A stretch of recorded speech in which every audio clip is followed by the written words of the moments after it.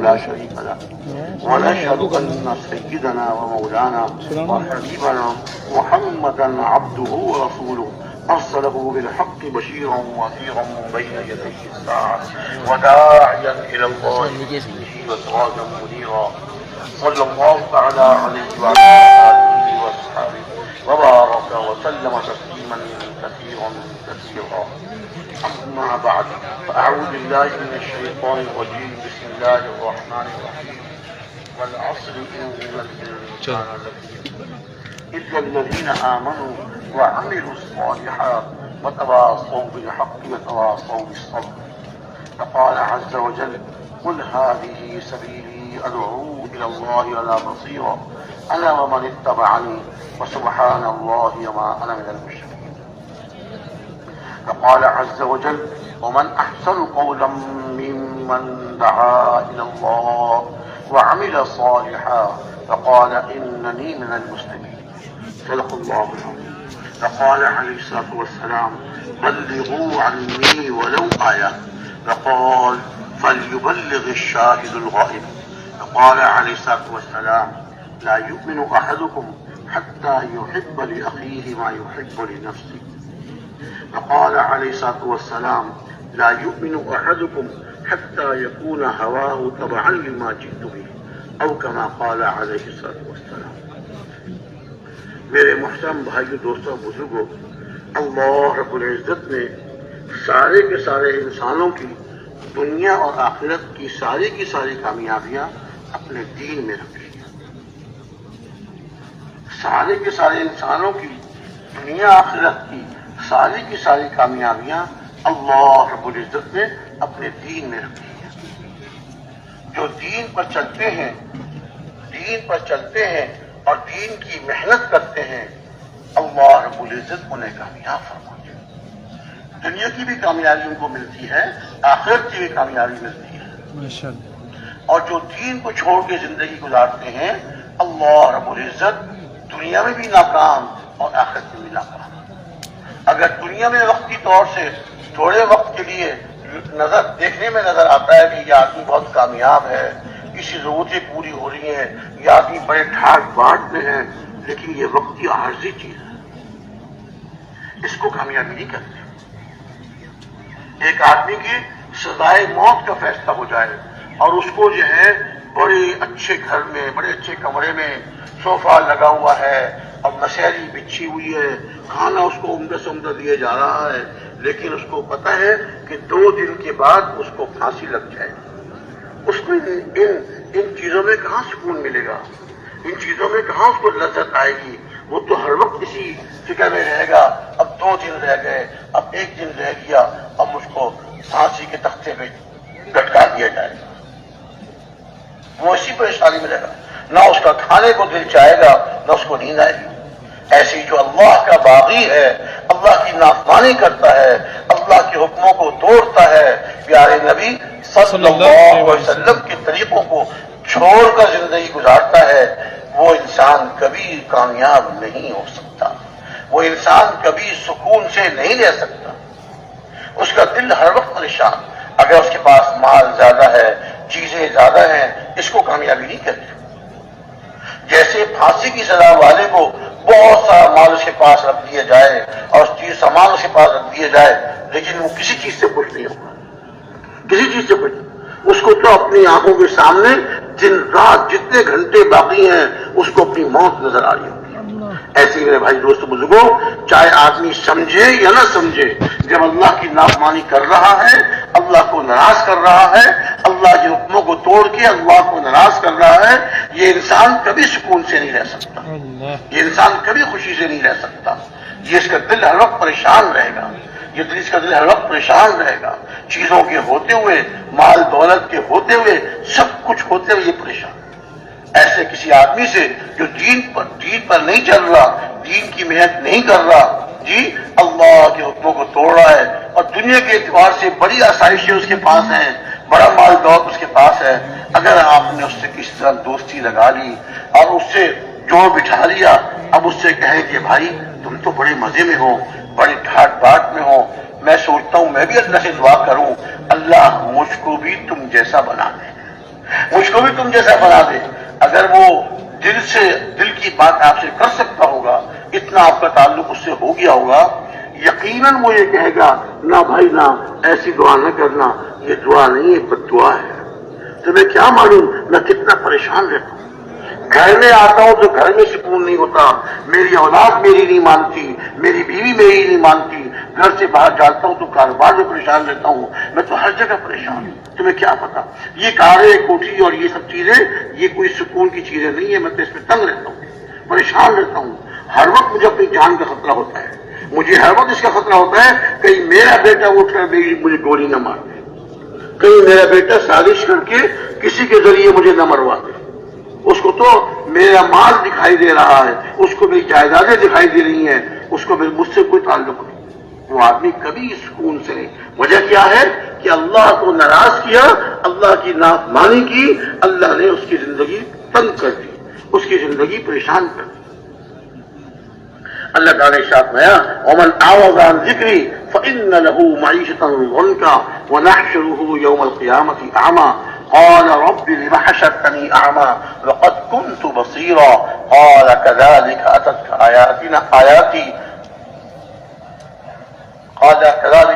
آیاتنا فنسیتها وكذلك اليوم تنسى۔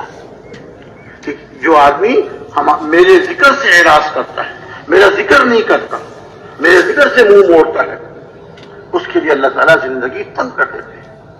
دنیا میں زندگی تنگ ہو گئی اور فرمایا کل قیامت کے دن اللہ تعالیٰ اس کو اندھا اٹھائیں گے، ہاں اللہ تعالیٰ اس کی بینائی چھین لیں گے۔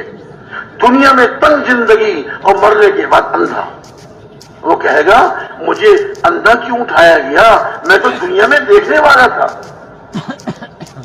مجھے اندھا کیوں اٹھایا، میں تو دنیا میں دیکھنے والا تھا۔ اللہ تعالیٰ کے جواب ارشاد ہوگا کہ ہماری آیتیں تیرے پاس آئیں اور تو نے ان کو بھلا دیا، جس طرح تو نے ہماری آیتوں کو بھلا دیا آج تجھ کو بھلا دیا جائے۔ دنیا بھی تباہ، آخرت بھی تباہ، دنیا میں زندگی تنگ اور دوسری طرف کیا ارشاد فرمایا؟ دوسری طرف ارشاد فرمایا من عمل صالحا من ذکر او انثى وهو مؤمن فلنحيينه حیاتا طیبہ ونجزینهم اجرهم باحسن ما كانوا يعملون۔ کہ جو آدمی نیک عمل کرے وہ ایمان والا ہو، اور مرد ہو یا عورت، مردوں کے لیے بھی یہی حکم ہے، عورتوں کے لیے بھی یہی حکم ہے، مرد ہو یا عورت نیک عمل کرے اور ہوں وہ ایمان والے۔ ارشاد فرمایا ہم البتہ ضرور بھی ضرور ان کو حیات طیبہ، عمدہ زندگی، اچھی زندگی عطا فرمائیں گے۔ اللہ تعالیٰ ان کی زندگی عمدہ بنا دیں گے، اچھی زندگی عطا فرما دیں گے، گھر میں بھی سکون، باہر بھی سکون، کاروبار میں بھی سکون، ہر جگہ اطمینان سے زندگی گزارا ہے، کسی سے کوئی خوف نہیں، کسی سے کوئی خطرہ نہیں، کسی سے کوئی خوف نہیں، کسی سے خطرہ نہیں، مطمئن زندگی گزار رہا ہے۔ آج اپنی زندگی اپنی اولاد کی زندگی بنانے کے لیے آدمی سر دھڑ کے بازی لگا دیتا ہے، دن رات محنت کرتا ہے، مال جمع کرتا ہے کہ میرا مستقبل اچھا ہو جائے۔ آج کل لوگ کہتے ہیں نا، انگریزی لفظ بولتے ہیں فیوچر اچھا ہو جائے، یعنی مستقبل اچھا ہو جائے۔ اپنے مستقبل کو بنانے کے لیے، اپنی اولاد کے مستقبل کو اچھا کرنے کے لیے آدمی سارے زور لگا دیتا ہے، پوری کوشش کرتا ہے، اور اللہ تعالیٰ کا وعدہ ایمان اور نیک عمل پر ہے۔ جی ہاں، کامیابی اللہ کیسے عطا ہوتی ہے؟ اور اللہ تعالیٰ نے صاف ارشاد فرما دیا ایمان والا ہو، مرد ہو یا عورت، نیک عمل کرے، اور اللہ تعالیٰ تین تاکیدوں کے ساتھ، اللہ تعالیٰ کا ارشاد ہی کافی ہے، لیکن اللہ تعالیٰ ومن اصدق من اللہ قیلا ومن اصدق من اللہ حدیثا، اللہ سے زیادہ سچی بات کس کی ہو سکتی ہے، اور اللہ سے زیادہ سچا قول کس کا ہو سکتا ہے؟ کسی کا نہیں۔ سب سے زیادہ سچی بات اللہ کی ہے، اللہ کی ہے۔ اللہ تعالیٰ اپنے پاک کلام میں، اپنی پاک کتاب میں، قرآن شریف میں آیت نازل فرمائی کہ جو ایمان والا ہو، مرد ہو یا عورت، نیک عمل کرے تو تین تاکیدوں کے ساتھ فرمایا البتہ ضرور ضرور ہم اس کو حیات طیبہ، یہ ہے راستہ کامیابی کا، یہ ہے کامیابی کا راستہ۔ اس پہ اللہ زندگیاں بناتے ہیں، اس پہ اللہ کامیاب فرماتے ہیں۔ ایمان اور نیک عمل اس کو عمدہ زندگی عطا فرمائیں گے. اور یہ وعدہ دنیا کا ہے، دنیا کا وعدہ ہے. دنیا میں عمدہ زندگی، اچھی زندگی عطا فرمائیں گے. آخرت کا وعدہ اسی آیت کے دوسرے حصے میں ہے. ارشاد مایا البتہ ہم ان کو جو اچھے عمل دنیا میں کرتے تھے اس کا بدلہ ان کو یعنی آخرت میں عطا فرمائیں گے. دنیا بھی بن گئی، آخرت بھی بن گئی. اب کیا رہے کس پر؟ ایمان اور عمل صالح پر، نیک عمل پر. میرے بھائی دوست بزرگوں، اس پر ہم نے آنا ہے اور ہر مسلمان کو اس پر لانا ہے. ہمارے پیارے نبی صلی اللہ علیہ وسلم آخری نبی، ہمارے پیارے نبی صلی اللہ علیہ وسلم آخری نبی. آپ پر آ کر نبوت کا سلسلہ ختم ہو گیا. آپ نے ارشاد فرما دیا انا خاتم النبیین لا نبی بعدی، میں آخری نبی ہوں، میرے بعد کوئی نبی نہیں. یہ تو ارشاد فرما دیا. اور دوسری چیز ارشاد فرمایا میں آخری نبی ہوں اور میرے بعد کوئی نبی نہیں. اگر کوئی نبوت کا دعویٰ کرے گا، کہے گا میں نبی ہوں، وہ جھوٹا ہے، کذاب ہے، دجال ہے. کذاب، جھوٹا ہے، دجال ہے. کوئی نبی نہیں آئے گا قیامت تک. لیکن میرے بھائی دوست بزرگوں، نبوت والی محنت، نبوت والا کام کہ ساری انسانیت کی فکر کرنا اور ساری انسانیت کو گمراہی کے راستوں سے بچانے کی کوشش کرنا اور ہدایت کے راستے میں لانے کی محنت کرنا، اللہ رب العزت نے اس امت کے ذمہ لگا دیا.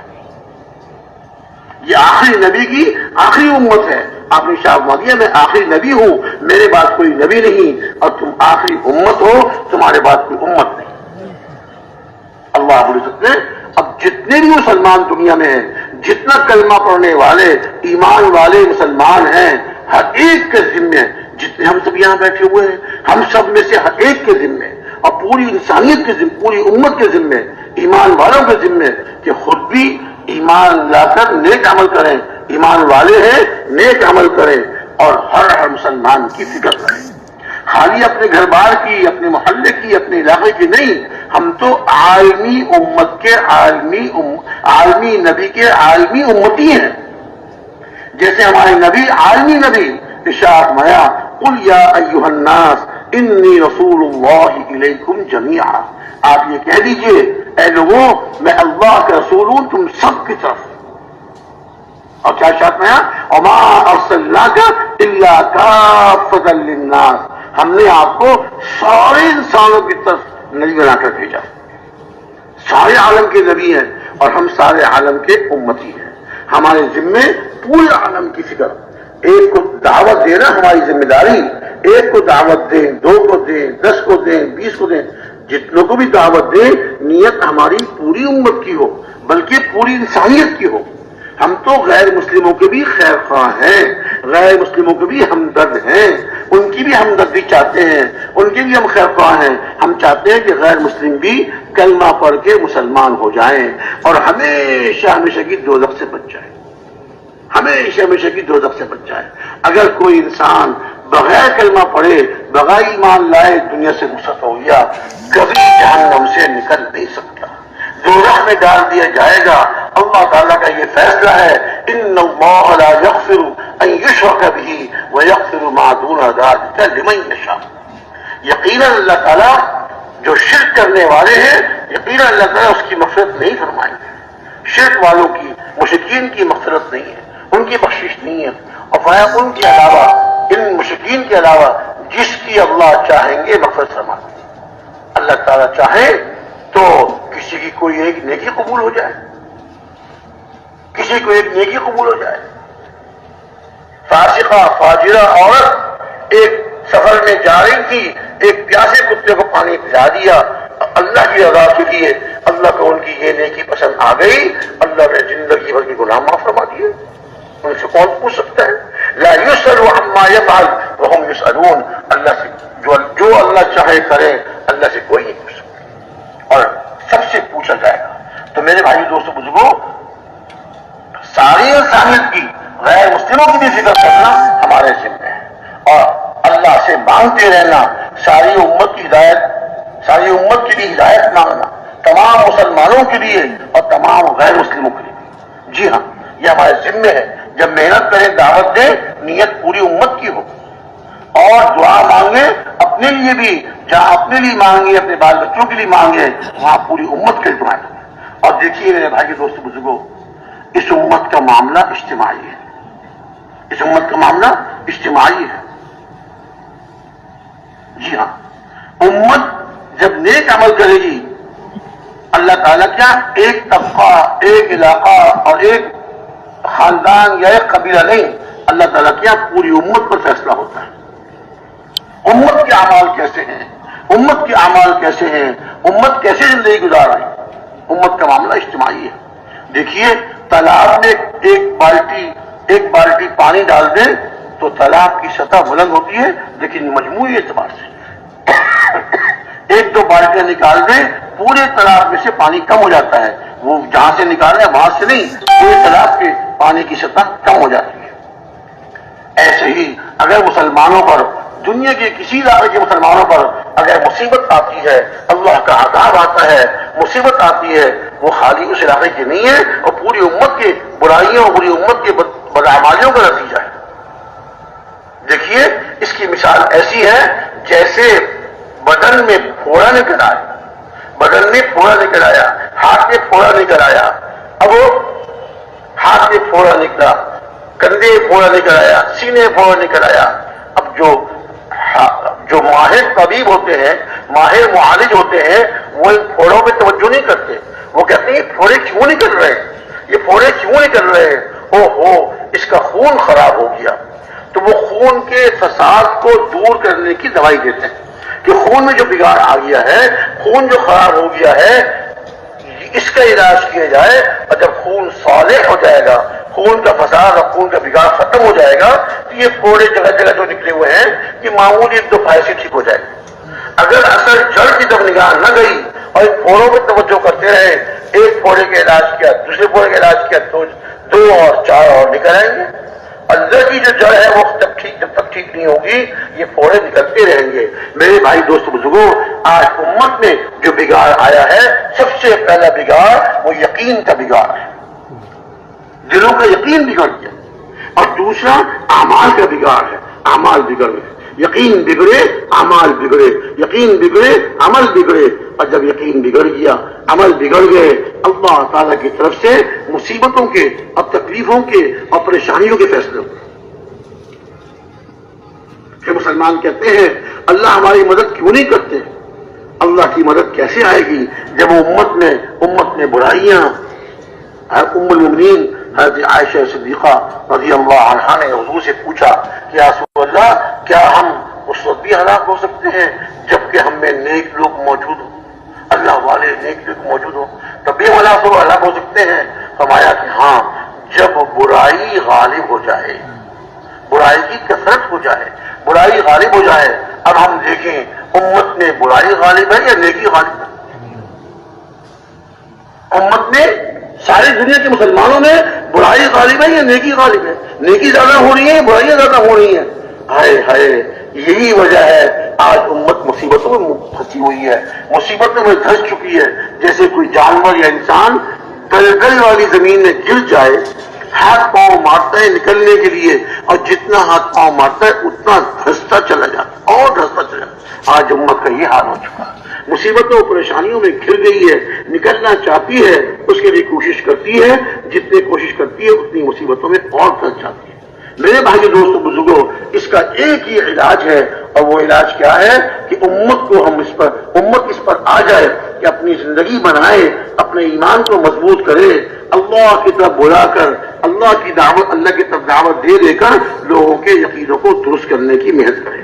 میرا اپنا یقین درست ہو جائے اور اللہ تعالیٰ پوری امت کو ہدایت کرے، دعوت خوب دے، یقین کی بات خوب کرے، اللہ تعالیٰ سے ہونے کو اور اللہ کے ہر غیر سے، اللہ کے ارادے کے بغیر کچھ نہ ہونے کو خوب بیان کرے۔ میرا یقین بگڑا ہوا ہے، اپنے یقین کی اصلاح کے لیے سے دعوت دیں اور اپنے عملوں کو بنانے کی کوشش کریں کہ میرے عمل اچھے سے اچھے ہوتے چلے جائیں، میری نماز بڑھیا سے بڑھیا ہوتی چلی جائے، میں اللہ کا ذکر کروں تو اللہ کا ذکر پورے دھیان کے ساتھ کروں، قرآن پاک کی تلاوت کروں اللہ کے دھیان کے ساتھ، یہ اللہ کا کلام ہے، میرے رب کا کلام ہے۔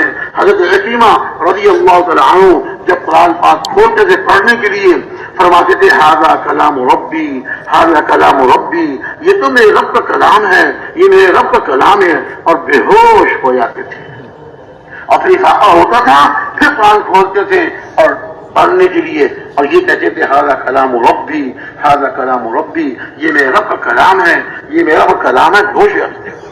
تو ہم اللہ کا ذکر دھیان کے ساتھ، نماز پورے خشوع و خضوع کے ساتھ، نیت باندھنے سے لے کر اور سلام پھیرنے تک ایک اللہ کے دھیان کے ساتھ، ایک اللہ کے دھیان کے سوا کسی کا دھیان نہ ہو۔ اس کی ہم محنت کریں، اپنے اوپر بھی محنت کریں، دوسروں کو بھی اس کی دعوت دیں، دوسروں کو بھی اس کی ترغیب دیں، اور یہ دھیان والی نماز پڑھ کر جب آدمی اللہ کی طرف متوجہ ہوتا ہے، اللہ سے مانگتا ہے، اللہ اس کی مصیبت کو دور کر دیتے ہیں، اللہ اس کی پریشانی کو دور کر دیتے ہیں، اللہ تعالیٰ اس کی حاجت اور ضرورت کو پوری فرما دیتے ہیں۔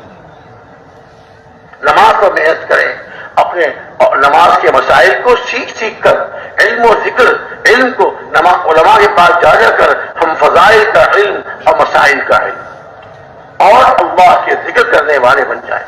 جتنا دھیان سے اللہ کا ذکر کریں گے، وایا اذکرونی فاذکرونی اذکرکم واشکروا لی ولا تکفرون، تم میرا ذکر کرو میں تمہارا ذکر کروں گا، میں تم کو یاد کروں گا، تم مجھ کو یاد کرو میں تمہیں یاد کروں، اور میرا شکر ادا کرو اور میری ناشکری نہ کرو۔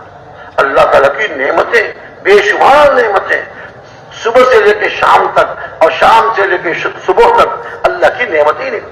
تو میرے بھائی دوست بزرگوں، اپنی زندگی کو ہم بنائیں اور مسلمانوں میں آپس میں ایک دوسرے کے ساتھ اخلاق سے پیش آئیں، ہمارے معاشرت اچھی ہو، معاشرت ہماری سنت کے مطابق ہو، ہمارے معاملات اچھے سے اچھے ہوتے جائیں، ہمارے معاملات میں کوئی خرابی نہ ہو، حقوق کے ادا کرنے والے ہم بن جائیں، جو جو میرے ذمہ حق ہے اس کو ادا کرنے والا بن جاؤں۔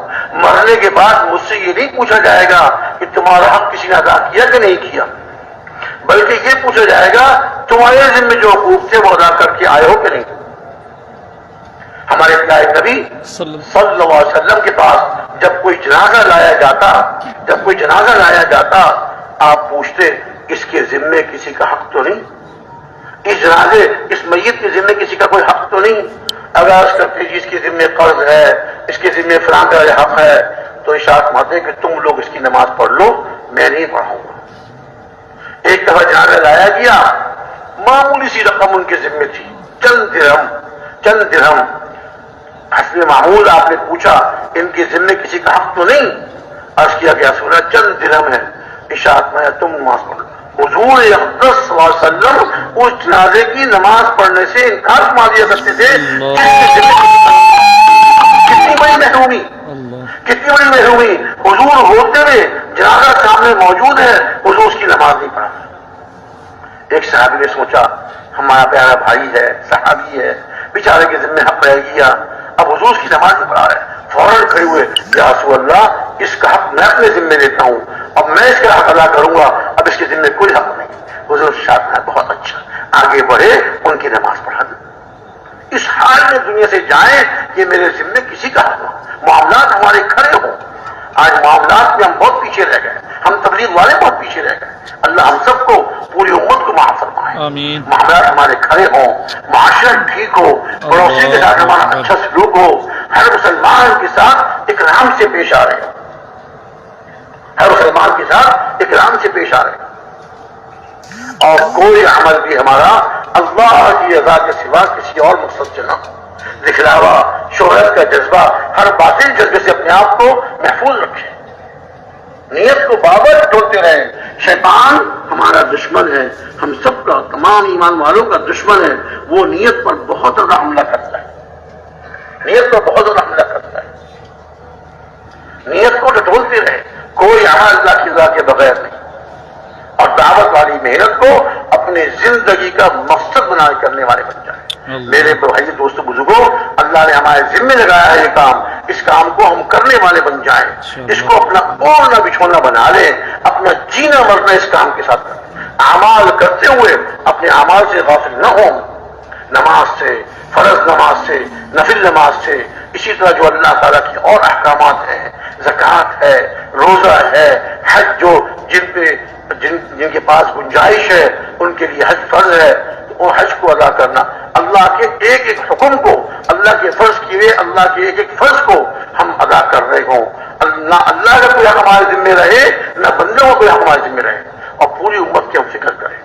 دیکھو بھائی دوستو بزرگوں، اگر کسی علاقے میں کسی ملک میں مسلمانوں پر مصیبت آ رہی ہے، وہ ہم سب کا قصور ہے، یہ ان علاقے والوں کا قصور نہیں ہے، ہم سب کا، پوری امت کا قصور ہے۔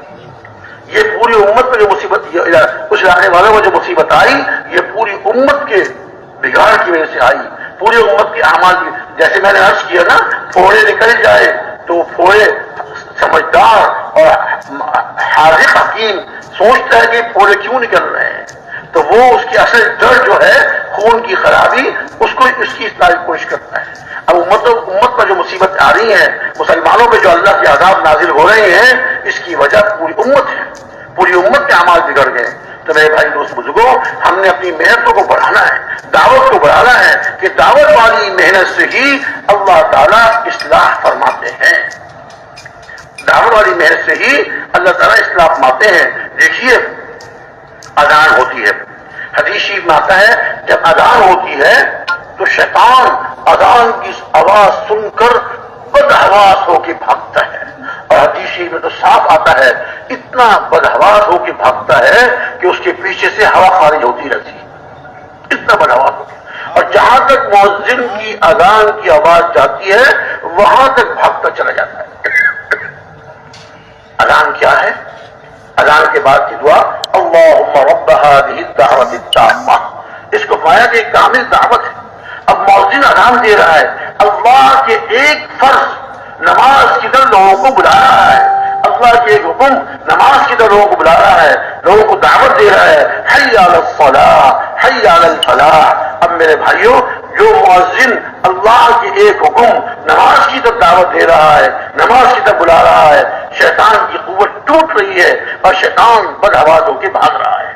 تو جو مسلمان کھڑے ہو جائیں اور محنت کریں اور پوری امت کی نیت سے دعوت والی محنت کو لے کے اٹھیں، پوری امت کی فکر کریں ان کی محنت سے، اور پورے دین کو زندہ کرنے کی محنت کر رہے ہیں، جو ایک فرض کے لیے بلا رہا ہے اس سے شیطان کتنا بدحواس ہو کے بھاگتا ہے، اور جو پورے دین کی طرف بلا رہے ہیں وہ پورے دین کو زندہ کرنے کی کوشش کر رہے ہیں، اللہ سے رو رو کے مانگ رہے ہیں، شیطان کی قوتیں پاش پاش ہوتی ہیں۔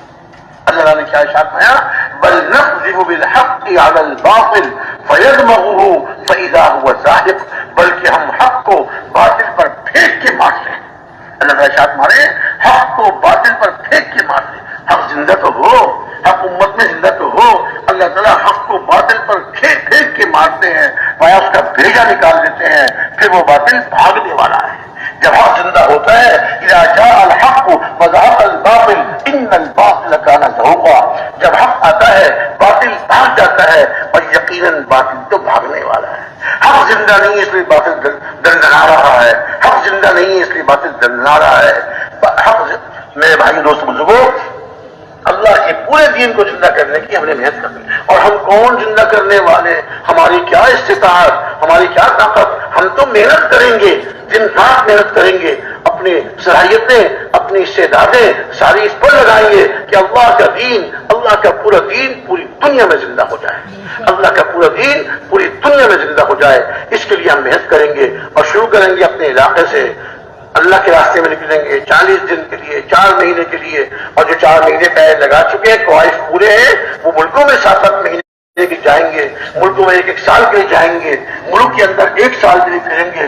یہ اپنی محنت کر رہے ہیں، اپنی صلاحیتیں لگا رہے ہیں، اللہ تعالیٰ نہ صرف ان کو قبول فرمائیں گے، ان کے ذریعے سے نہ معلوم اللہ تعالیٰ سینکڑوں کو، ہزاروں کو اللہ تعالیٰ گمراہی سے بچا کر ہدایت پر لائیں گے۔ تو میرے بھائی دوست بزرگوں، اور مومن مردوں کی، مومن عورتوں کی، مسلمان مردوں کی اور مسلمان عورتوں کی اے اللہ مغفرت فرما دیجیے۔ الاحیاء منهم والاموات، ان مومن اور مسلمانوں میں سے جو زندہ ہیں ان کی بھی مغفرت فرما دیجیے، اور جو انتقال کر گئے ان کی مغفرت فرما دیجیے۔ ہم خوب اللہ سے توبہ استغفار کریں، اپنی طرف سے بھی معافی مانگیں اور پوری امت طرف سے معافی مانگیں، اور رو رو کے اللہ تعالیٰ سے امت کی مصیبتوں کے دور ہونے کی، امت کی پریشانیوں کے دور ہونے کی ہم اللہ سے دعائیں مانگیں۔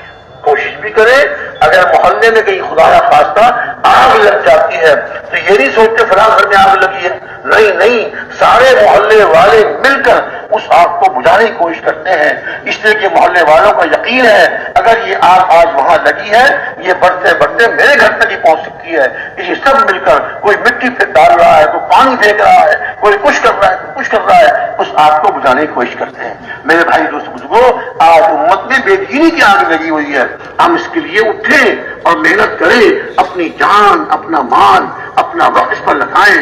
جی دنیا کی محنتیں کرنی ہے لیکن اس کو نمبر 2 رکھنا ہے، مقصد اللہ کے دین پر چلنا، اللہ کے پورے دین پہ عمل کرنا اور دین کی محنت، دین کو زندہ کرنے کی محنت کرنا۔ جب اس کے ہم اپنی صلاحیتیں لگائیں گے، اپنی استعدادیں پہ خرچ کریں گے اور رو رو کے اللہ سے مانگیں گے، اللہ رب العزت ہماری محنتوں کو قبول فرما کر امت کی ہدایت کے فیصلے فرمائیں گے، امت کی پریشانیوں کو اللہ دور کر دیں گے۔